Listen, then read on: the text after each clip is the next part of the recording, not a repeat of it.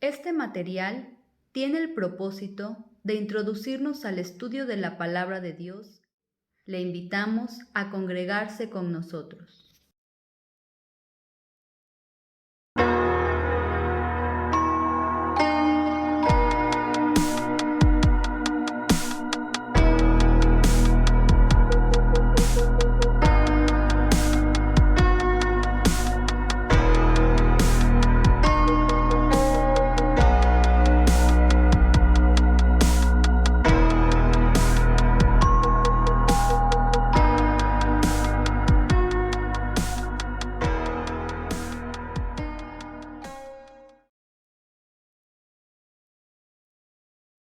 Buenas tardes, hermanos. Nos toca hoy continuar con el estudio de nuestro cuaderno, El Camino Nuevo y Vivo. Nos toca ver hoy la lección número 10, cuyo título es Justicia y Misericordia.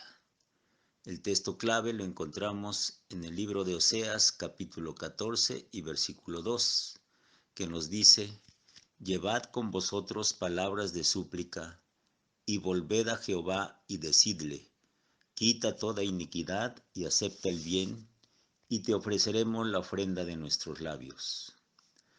El término justicia, hermanos, es un término que aparece con gran frecuencia en las Escrituras, expresando un atributo de Dios que mantiene lo que es coherente con su propio carácter y que necesariamente juzga lo que está opuesto a él, el pecado. En el hombre es también lo opuesto a la anomía o pecado. Primera de Juan, capítulo 3, versículos del 4 al 7. Se debe tener presente que, por lo que al hombre se refiere, aparte de una obra de gracia en él, no hay justo ni aun uno. Lo leemos en el Salmo 14, versículos del 1 al 3 y en Romanos 3:10. Con independencia del hombre, Dios ha revelado su justicia en el juicio exhaustivo y eliminación del pecado y del estado con el que estaba conectado el pecado con el hombre. Esto se realizó asumiendo el Hijo de Dios naturaleza de hombre, viniendo a formar parte de la raza humana, aunque sin pecado alguno en él, y tomando en la cruz el lugar del hombre bajo la maldición de la ley, siendo hecho pecado y glorificando a Dios al llevar el juicio del pecado. Romanos 3, 21 al 26 y Gálatas 3, 13. Así, la justicia de Dios, declarada y expresada en los santos en Cristo, es la respuesta divina al hecho de que Cristo fue hecho pecado. En la actualidad, la justicia de Dios es revelada en el Evangelio y apropiada por la fe. Cristo Jesús nos es hecho justicia de Dios. Primera de Corintios 1:30. Él es el fin de la ley para justicia a todos aquellos que creen en Él. La misericordia de Dios. La misericordia se diferencia de la gracia en que la gracia considera al hombre como culpable, actuando en favor de él a pesar de su absoluta falta de méritos. En la misericordia se destaca el carácter compasivo del amor de Dios, y el énfasis de este aspecto de la actitud de Dios hacia el hombre tiene que ver con la condición mísera e impotente en que se encuentra el hombre. En el libro de Oseas, capítulo 12, versículo 1 al capítulo 14 y versículo 9.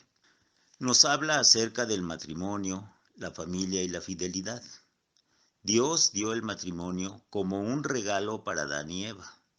Fueron creados perfectamente para complementarse entre sí. Fue instituido por Dios y cuenta con tres aspectos básicos. 1. El hombre deja a su padre y a su madre, y en un acto público se promete a su esposa. 2.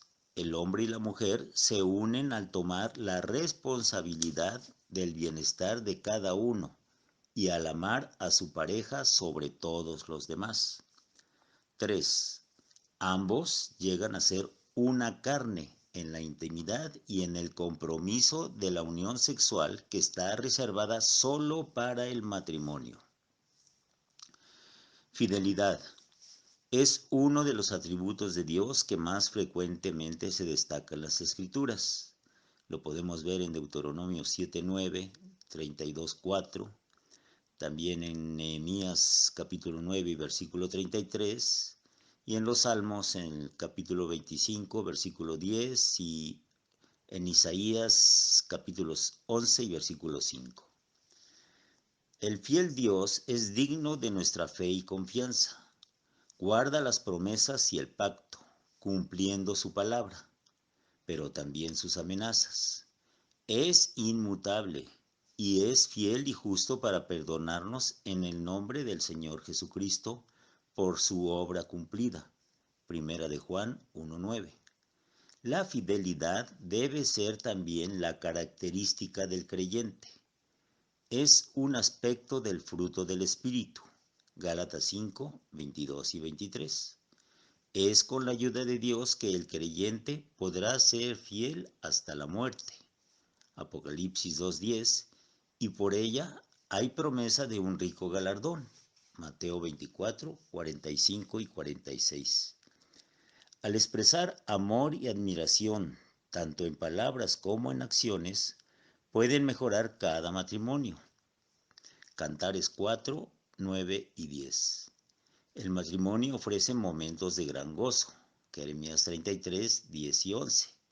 El matrimonio debe ser permanente. Mateo 19, 6. El matrimonio debe basarse en la práctica de los principios del amor, no en los sentimientos. Efesios 5, del 21 al 33. El matrimonio es bueno y honroso. Hebreos 13, 4. Lo ideal es que solo la muerte disuelva el matrimonio. Romanos 7:2. La confianza es básica en todas las relaciones. La infidelidad rompe el lazo de la confianza, y esto es consecuencia de no obedecer las instrucciones de la palabra de Dios. Al igual que las naciones que descendieron de él, Jacob practicó el engaño. Recordemos a su padre Isaac y a su hermano Esaú. Pero a diferencia de los reinos de Israel y de Judá, constantemente buscó a Dios. Luchó con el ángel para que lo bendijera, pero sus descendientes pensaron que sus bendiciones se debían a sus propios esfuerzos. Jacob limpió su casa de ídolos, pero sus descendientes no quisieron retirar la idolatría de su medio. Dice el capítulo 12 y versículo 1. Efraín se alimentaba de viento y seguía las cosas vanas. La mentira y la destrucción aumentaban continuamente, porque hicieron pacto con los asirios y egipcios, hasta que fueron llevados cautivos a Asiria. Segunda de Reyes 17, versículos 4 y 6. Jehová castigó a Jacob conforme a sus caminos, le pagó conforme a sus obras. Capítulo 12 y versículo 6 nos dice que la misericordia y la justicia sobre las cuales Oseas le hablaba al pueblo para que vivieran, son fundamentos del carácter de nuestro Dios. Son esenciales para sus seguidores, pero no son fáciles de mantener en equilibrio. Algunas personas son tan amorosas que disculpan las malas acciones. Otras son tan rectas que se olvidan de la misericordia.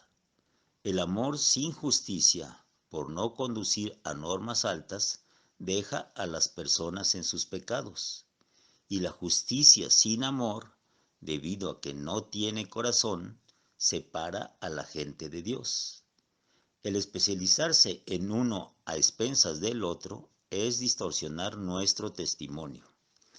La iglesia de hoy, al igual que la nación de Israel, debe basarse en ambos fundamentos. En Israel, la deshonestidad se había vuelto un medio aceptable de obtener riquezas. A los israelitas que habían triunfado económicamente, no les cabía en la cabeza que Dios los considerara pecadores. Pensaban que sus riquezas eran una bendición de Dios y no se molestaban en pensar en la forma en la que la habían obtenido. Sin embargo, Dios les decía que sus riquezas no cubrían sus pecados. Debemos recordar siempre que la medida divina del éxito es diferente a la nuestra. Nos llama a ser fieles, no a ser ricos. Nuestro carácter es más importante para Él que lo que tengamos en el bolsillo. Las personas y las naciones ricas a menudo declaran que sus triunfos materiales se deben a su trabajo, su iniciativa e inteligencia. Como tienen todo lo que han querido, no han sentido necesidad de Dios. Creen que sus riquezas son propias y sienten que tienen el derecho de utilizarlas como les plazca. Si nos estamos sintiendo orgullosos de nuestros logros, debemos recordar que todas nuestras oportunidades, capacidades y recursos son de Dios y que nosotros solamente debemos administrarlas. Oseas se refiere a Jacob también para recordarle sus comienzos humildes. Nosotros también debemos recordar que lo que tenemos no es el resultado de nuestros esfuerzos, sino de que Dios ha sido misericordioso con nosotros. Es bueno recordar lo que Dios ha hecho por nosotros y a través nuestro, pero es igualmente importante mantener actualizadas nuestras relaciones con Él. Debemos consagrarnos a Dios día tras día y momento tras momento. Cuando las posesiones de Israel lo hicieron sentir autosuficiente, le dio las espaldas a Dios y se olvidó de él. La autosuficiencia es tan destructiva hoy como lo fue en tiempos de Oseas. ¿Vemos o sentimos la necesidad constante de la presencia y ayuda de Dios? Aprendamos a confiar en Él en los buenos tiempos y en los malos. Si estamos pasando por un camino suave y fácil ahora, tengamos cuidado de no pensar que nos merecemos un buen futuro. No debemos depender de nuestros dones. Dependamos mejor del dador de esos dones. En Deuteronomio 6:12 leemos: Cuídate de no olvidarte de Jehová, que te sacó de la tierra de Egipto, de casa de servidumbre. Deuteronomio 8:11 nos dice: Cuídate de no olvidarte de Jehová tu Dios, para cumplir sus mandamientos, sus decretos y sus estatutos que yo te ordeno hoy. Dios había advertido a Israel que los reyes le provocarían más problemas de los que podían resolver. David fue un buen rey y Salomón tuvo sus puntos fuertes, pero una vez que la nación se dividió en dos, el reino del norte nunca tuvo otro buen gobernante. Los reyes malvados llevaron a la nación a hundirse en la idolatría y a alianzas políticas necias. A la larga, esos reyes malvados destruyeron a la nación. ¿Cuál fue su pecado? En sus pastos se saciaron y repletos se ensoberbeció su corazón. Por esta causa se olvidaron de mí. Este proceder nos hace ver la sabiduría de la petición de Salomón. No me des pobreza ni riquezas, manténme del pan necesario. Proverbios 38. No busquemos grandeza, no sea que nos convirtamos en niebla, rocío, hierba o humo, cosas que pasan o desaparecen, y por ello merezcamos el castigo de Dios por habernos olvidado de Él. Dios debía castigar a Israel por sus graves y repetidas violaciones a su ley. Sin embargo, lo hace con pesar. Hubiera preferido restaurar a la nación y hacerla prosperar. El pueblo podía regresar a Dios y pedirle que perdonara sus pecados. Nosotros podemos hacer lo mismo y nuestros pecados serán perdonados. ¿Por qué? Porque para eso murió nuestro Señor y Salvador Jesucristo en la cruz. Juan 3:16. El perdón comienza cuando vemos lo destructivo que es el pecado y la necedad de querer vivir sin Dios. Debemos reconocer que no podemos salvarnos a nosotros mismos y que nuestra única esperanza es la misericordia de Dios. Él es misericordioso y amoroso y quiere restaurarnos del mismo modo que quiso restaurar a Israel. Presentar la ofrenda de nuestros labios es ofrecer una ofrenda de alabanza a Dios, en lugar de ir al templo a ofrecer un sacrificio. Es un sacrificio espiritual en vez de físico. Antes se presentaban sacrificios de animales para expiar el pecado, pero el sacrificio de alabanza es agradecer a Dios el perdón que recibimos gracias al sacrificio de Jesucristo, el Cordero de Dios. El libro de Oseas termina con un llamado a escuchar, aprender y beneficiarse con la palabra de Dios. Para los que recibieron el mensaje del Señor por medio de Oseas, significaba la diferencia entre la vida y la muerte. Para nosotros, la opción es similar. Escuchamos el mensaje por medio de su palabra y seguimos en sus caminos, o rechazamos su palabra y no andamos en ellos. Aquel que insista en seguir su propia dirección sin la guía del Señor, anda a tientas y tropieza en la oscuridad. Proverbios 4, 18 y 19. Si alguno se siente perdido, podemos encontrar el camino, volvernos de nuestros pecados y seguir al Señor.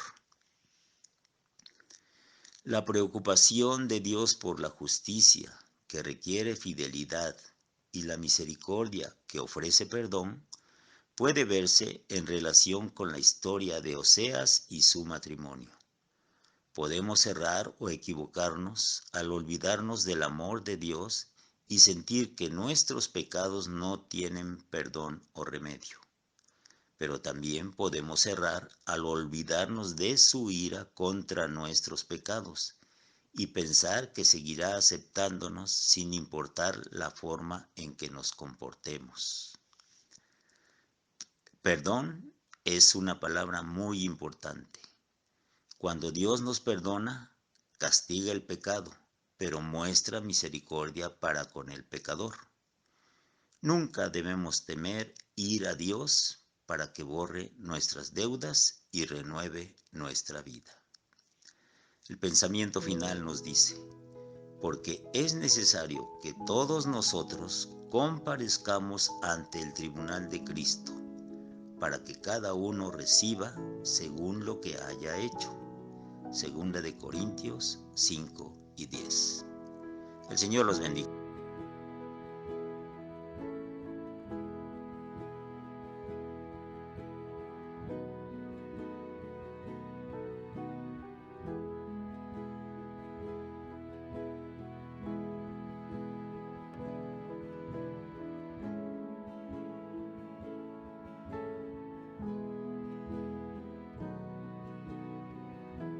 Le invitamos a asistir a nuestras reuniones.